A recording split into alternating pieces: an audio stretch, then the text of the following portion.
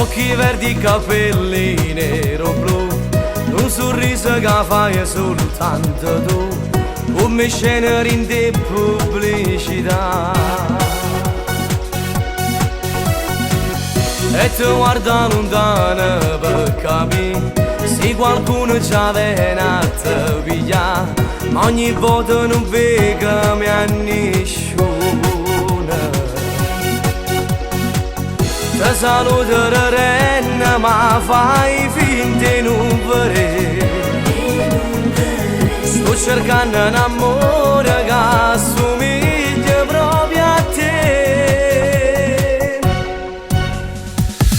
Ogni sera t'aspetto sto in caldo, perdo tempo ma che ci posso fare, come un'ombra sto sempre appresso a te. Questo cuore tu mi fai appiccicare, se sta zitto non se ne può ribellare, non ci credo che te ne può innamorare. Se soltanto potessi parlare insieme a te, quello che sto provando potesse sapere, se è un amore impossibile per me. Però non mi accontenti di guardare, se sto sogno non posso realizzare, ogni strada per non ti incontrare più.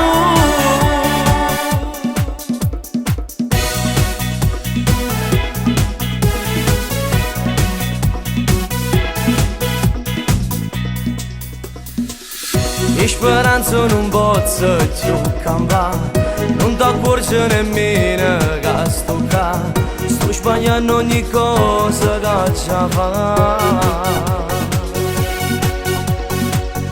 In tuo cuore sto male ma tu non lo puoi sapere.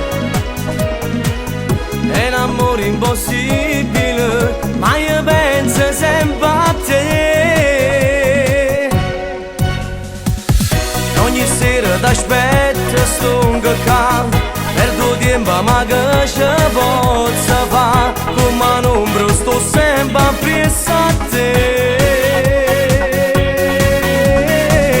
Questo cuore tu mi fai appiccicare, se sta zitto non se ne può ribellare, non ci credo che te ne può innamorare.